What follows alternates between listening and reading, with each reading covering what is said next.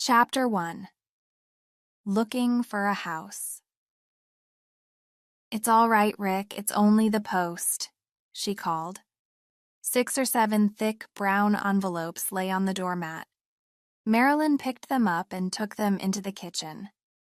Rick was sitting at the table. He was finishing his breakfast.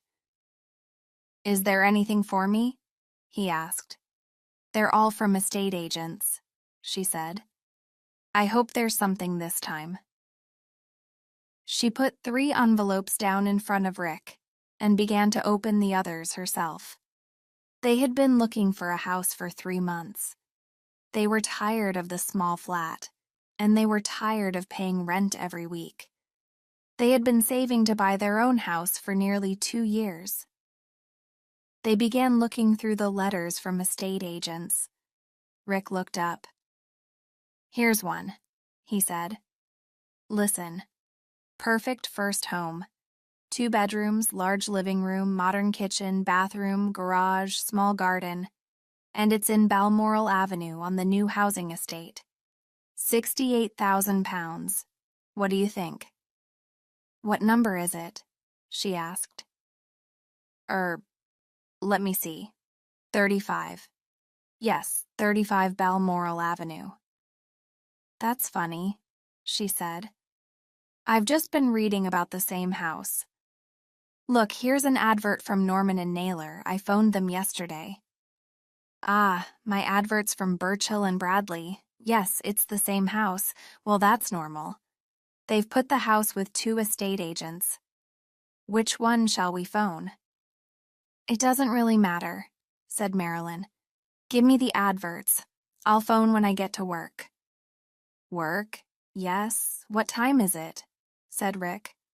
"Oh no, it's nearly 8:30. Come on, we should hurry, if you don't want to be late again." Rick and Marilyn hurried out to the car. On the way to work, they talked about the house.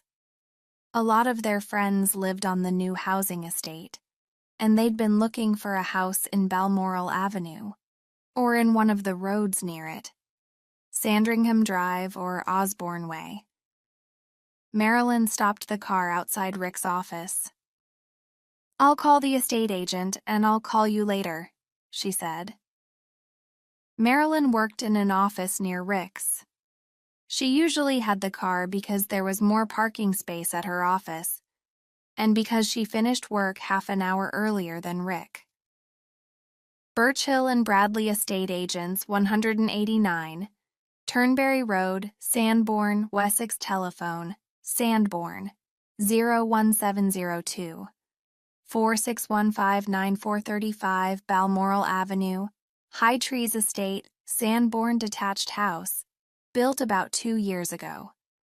It has gas central heating, superb modern kitchen, and a nice garden. Ground floor living room, 3.8 mx 5.55 m, 2 radiators, 6 electric points, TV point, fitted carpet. Nice view from window. Kitchen, dining room, 4mx 3 42 m, modern cooker and fridge. Washing machine point, 4 electric points, tiled floor and walls. Excellent fitted units. Radiator. Hall, 1.72 mx 4.1 m, electric point, telephone point, fitted carpet. Large storage cupboard under the stairs, radiator. Garage, 1 electric point. Window. First floor bedroom, 1, 3.51 mx 3.76 m. Radiator, 2 electric points, fitted carpet. Fitted wardrobe. Bedroom 2, 3.19 mx 3.27 m.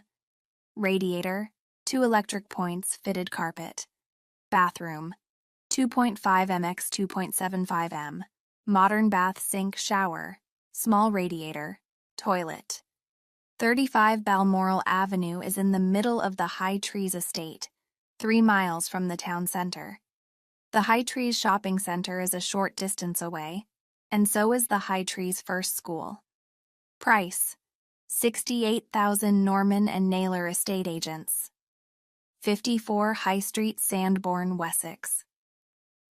Tell Sanborn 513-21635 Balmoral Avenue, High Trees Estate, Sanborn.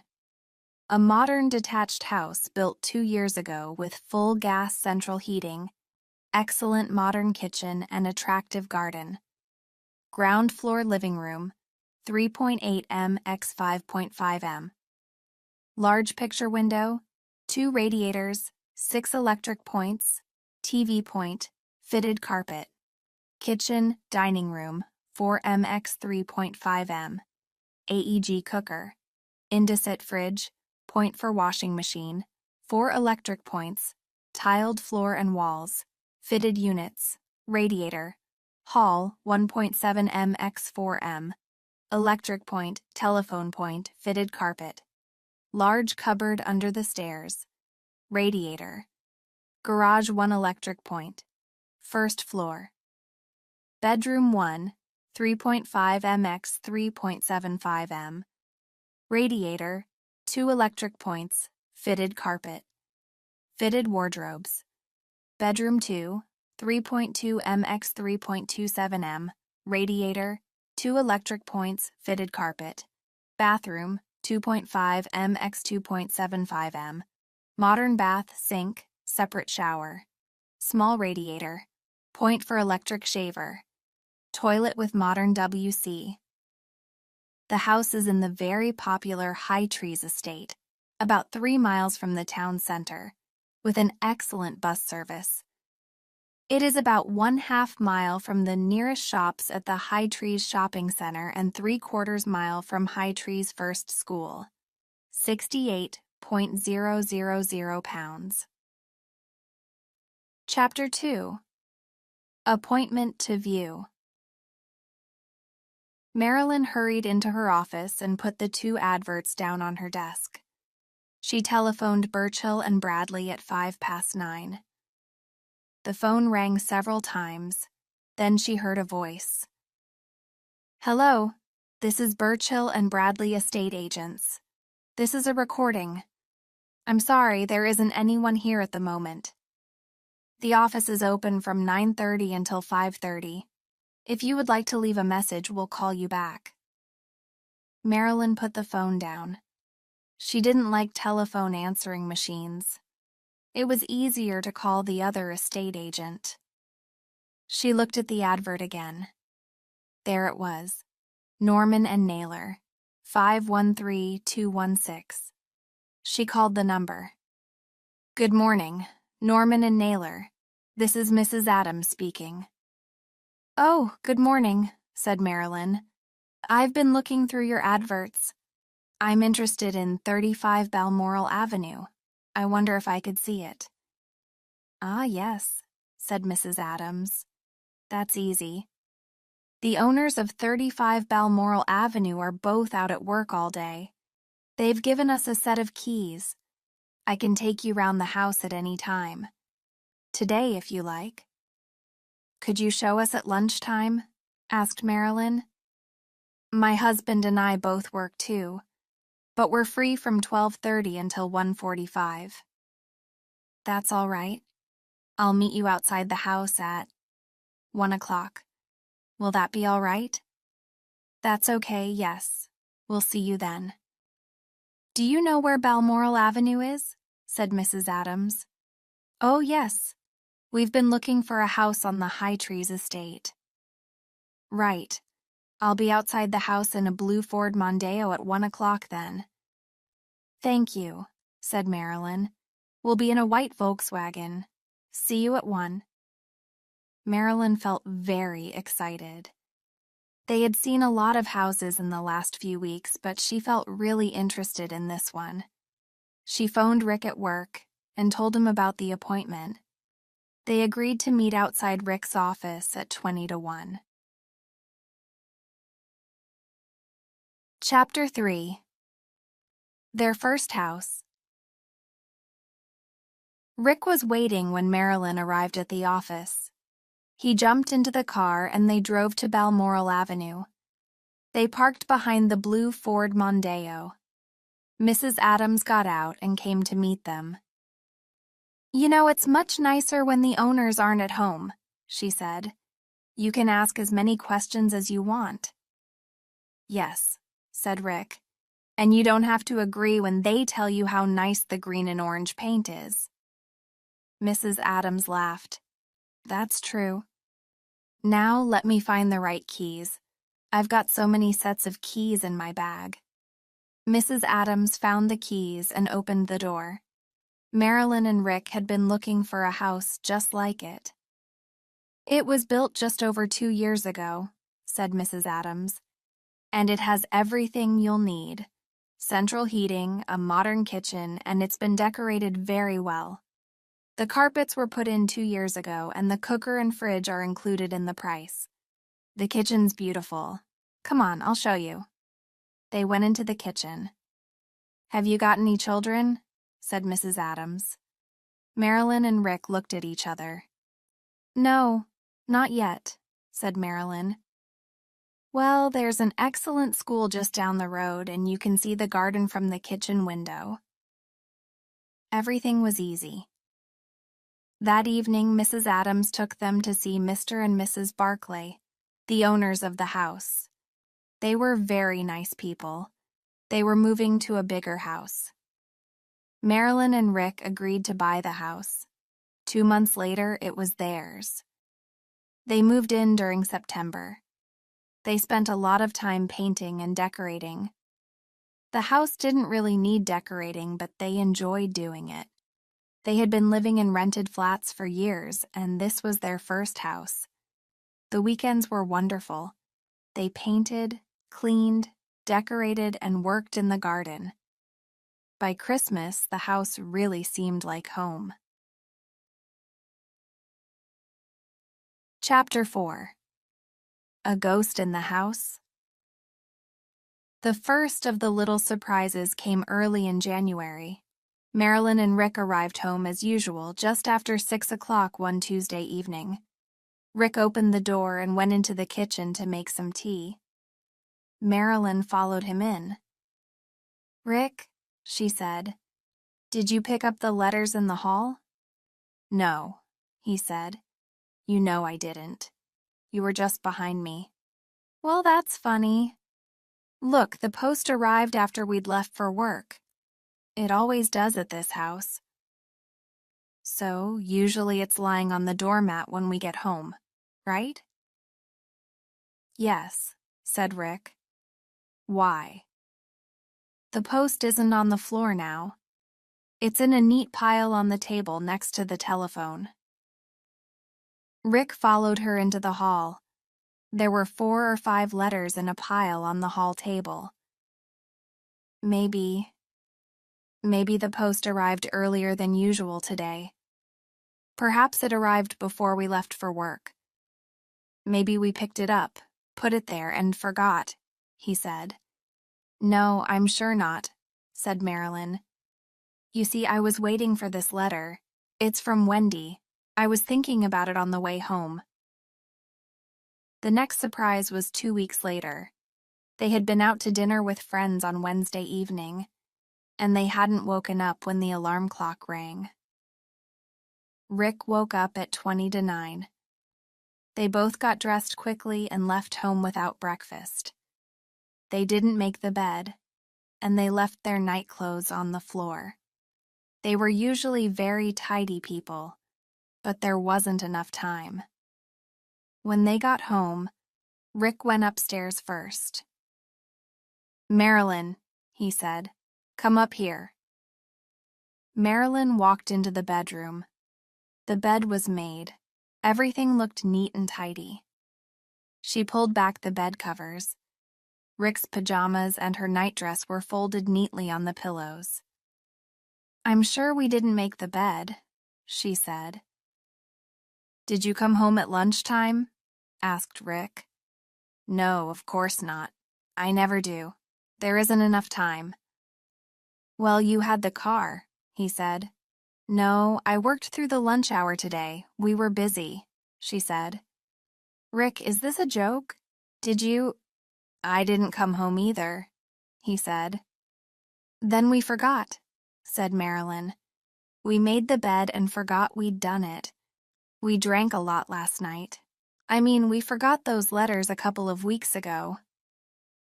There were a few more surprises in the next few weeks. Once they found the letters on the hall table again. Another time the bathroom light was on. Rick was annoyed. He always worried about the electricity bills. "Did you leave the bathroom light on?" he said angrily. "No," said Marilyn. "Anyway, you were in the bathroom after me this morning, Rick. You're beginning to forget everything." Another time they were late for work, and they left their coffee cups on the table. When they got home, the coffee cups had been washed up and were standing on the table. Rick laughed. "Maybe there's a ghost in the house," he said. "A very tidy ghost." "Don't be silly," she said. "It's a new house, not an old castle. There's no ghost." Suddenly there was a flash of lightning and the noise of thunder. It started raining. She looked out of the window. "Rick," she said, "there isn't a ghost, is there?" They both laughed then. They didn't laugh at the next surprise. They had been out to dinner and they got home late. They were both tired. They went into the living room. "I'll make some tea, Rick," said Marilyn. "You look in the newspaper and see what's on television." She went into the kitchen. "Marilyn," called Rick, "where's the newspaper? I can't find it." She came back into the living room. "It was on the coffee table. I put it there this morning." "It isn't here now," said Rick. They looked everywhere for the newspaper, but they couldn't find it anywhere. "I'm tired of this," said Rick. "Let's have a drink." He went to the cupboard to get the bottle of whiskey they had brought back from holiday 2 years before. They didn't usually drink whiskey, and the bottle was nearly full. Rick opened the cupboard, and there was the newspaper. It was folded neatly, and it was lying next to the bottle. "Why did you put it in here?" he said. "I didn't. I was reading it before we left for work, and I put it on the coffee table," said Marilyn. "I haven't opened this cupboard for weeks," said Rick. "Anyway, neither of us would put the newspaper in here. What's happening?" Marilyn sat down. "Rick," she said, "you don't think there is a ghost here, do you?" "What? A tidy ghost? I've never heard of a tidy ghost." "Why not?" Rick sat down too. "But it's a new house. Maybe someone died here. Maybe one of the Barclays' parents lived with them. Maybe they died here," said Marilyn. "Or maybe there were houses here before the High Trees estate was built." "I don't know," said Marilyn. "Maybe we should ask Mr. and Mrs. Barclay. We've got their new address." "We can't," said Rick. "It sounds so silly." "Excuse me, Mr. Barclay. Did you leave a ghost here? Did you forget to take it with your furniture?" "I can't ask them." "Well," said Marilyn, "I'm going to the library tomorrow lunchtime. I'm going to discover what was here before this house was built." Chapter 5. A Visit to the Library. The next day at 12:30, Marilyn hurried to the Sanborn Central Library. She went over to the man at the desk. "Excuse me," she said.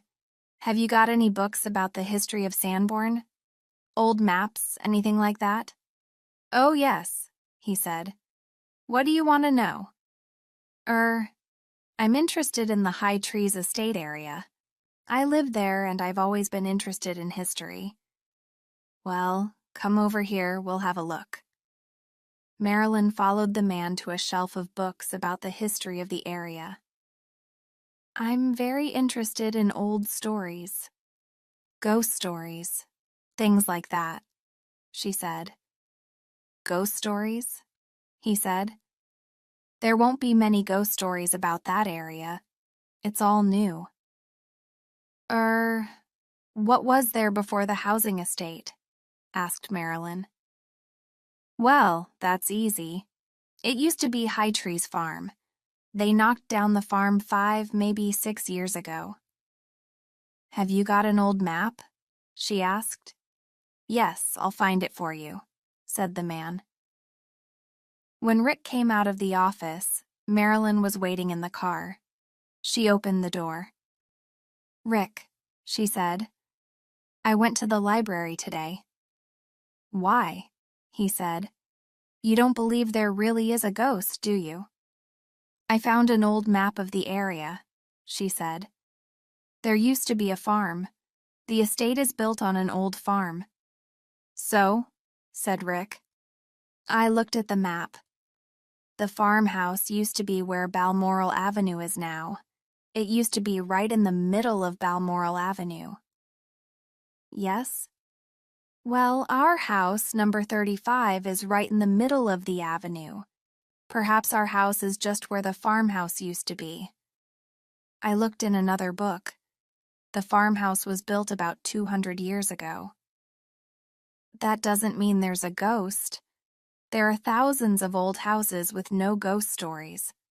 Anyway, I don't believe in ghosts. And neither do you. Until today, said Marilyn. Can you explain about the newspaper in the cupboard, the letters, the bed that was made, the clean coffee cups, the light in the bathroom? We've been very busy, said Rick.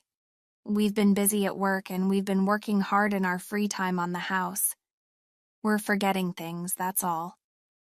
I hope so, Rick, she said. I hope so. They arrived home. Marilyn opened the door and turned on the light. There, on the hall table, was a neat pile of letters. Chapter 6. Murder at the Old Farm. A week later, there was another surprise, and this time they had a row. It was the worst row since they had got married. They got home, as usual, at 6 o'clock. Rick went into the living room. Marilyn, he said, what's this? The ashtray, which was usually on the shelf near the radio, was on the coffee table. A cigarette end was in the ashtray. Who's been here? Said Rick. Marilyn picked up the ashtray.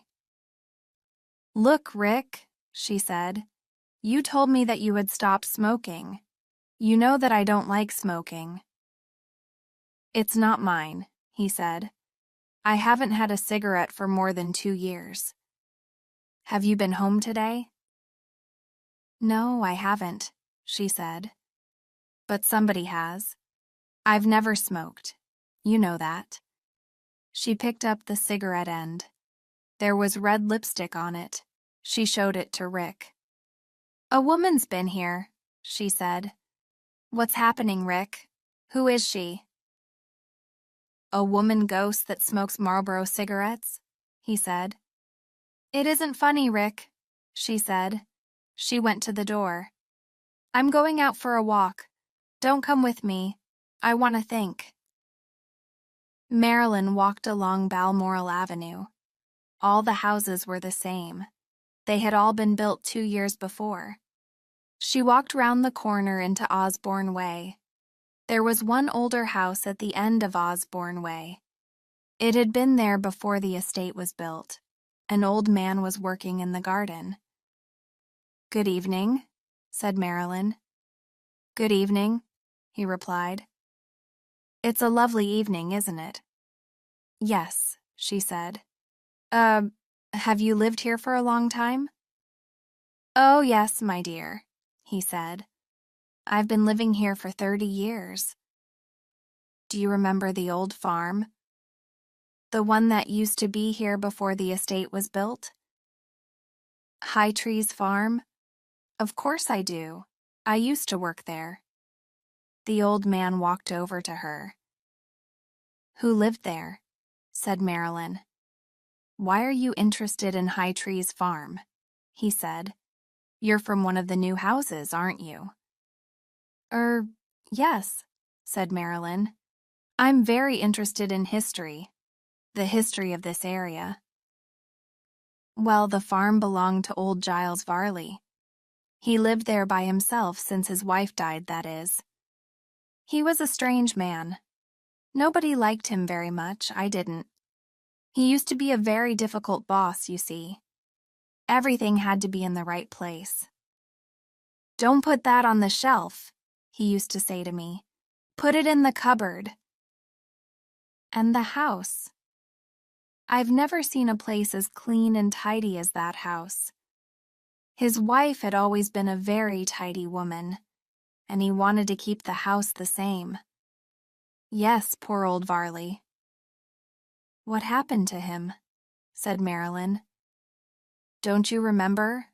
said the old man. "It was in all the newspapers 6 or 7 years ago." "We didn't live in Sanborn then," said Marilyn. "It was sad," he said. "Very sad. They never found the murderer either." "The murderer?" said Marilyn. "That's right. He was murdered in the old farmhouse. A robber, that's what the police thought. I found the body, you know." Marilyn felt suddenly cold. "I see," she said. "Well, thank you. It's been very interesting."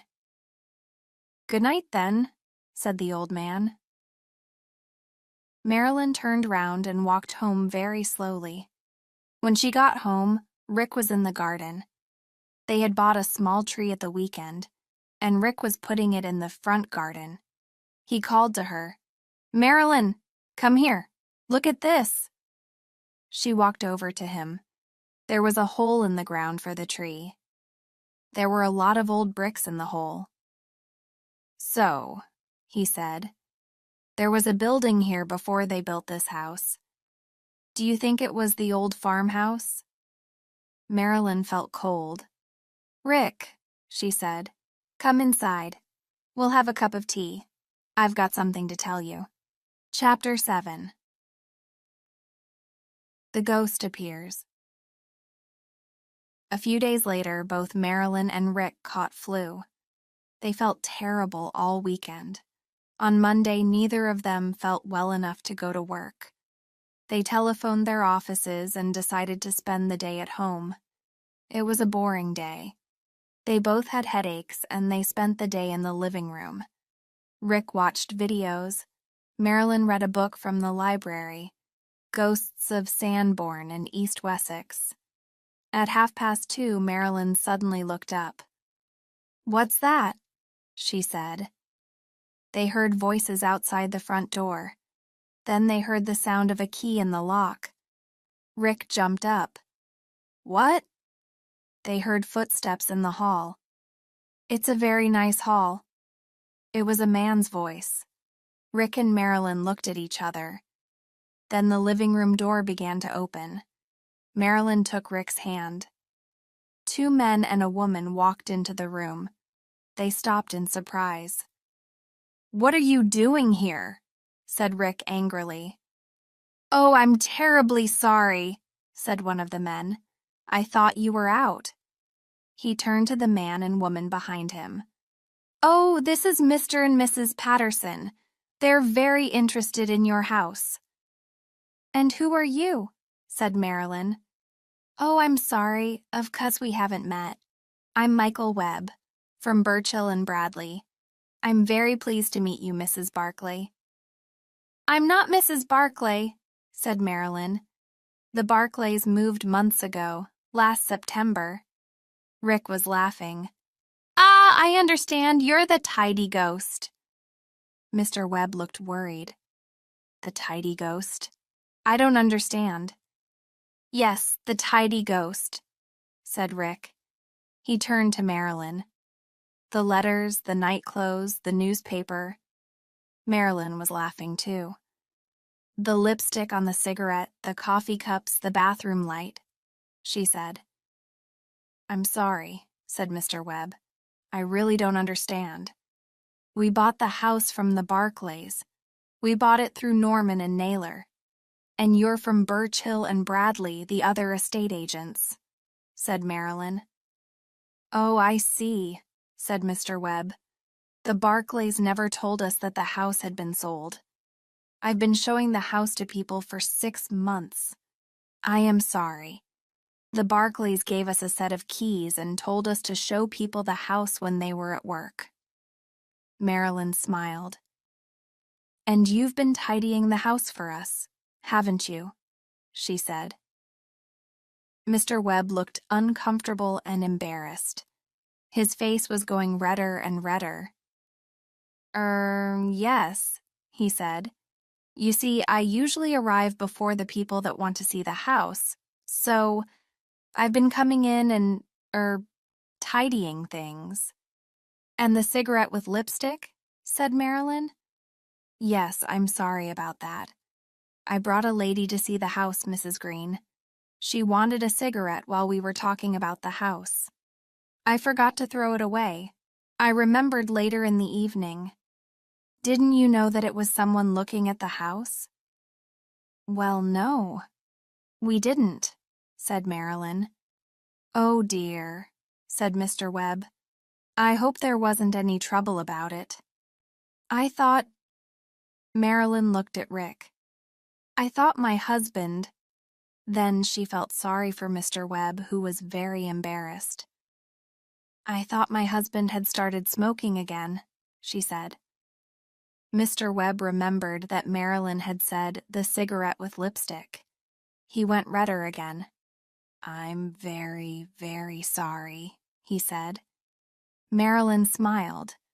She looked at Mr. and Mrs. Patterson, who were looking embarrassed too. "It's a pity," said Mrs. Patterson. "It's a lovely house, and it's a lovely area." "Yes, well, it's my fault. I'm sorry I've wasted your time," said Mr. Webb. "It isn't your fault," Marilyn said. "The Barclays didn't tell you they had moved. Look, can I get you all a cup of tea?" "Yes, please take a seat," said Rick. "I know that Mr. and Mrs. Collins at number 29 are trying to sell their house. It's just the same as this one. Perhaps we're going to be neighbors." Mr. and Mrs. Patterson sat down. Mr. Patterson picked up Marilyn's book, which was lying on the coffee table. He said. "Ghosts of Sanborn and East Wessex. I hope there aren't any ghosts round here." "Oh, no," said Marilyn. "There aren't any ghosts round here. They're all new houses." She went into the kitchen to make the tea. They had had a cup of tea and a sandwich an hour earlier, and she hadn't washed up. There, on the kitchen table, was the teapot and a neat pile of plates and cups. She opened the teapot. It was clean. "But," she said. Then she heard a laugh behind her. It was Rick. "Don't worry," he said. "It was me. I came out and washed up half an hour ago, don't you remember?"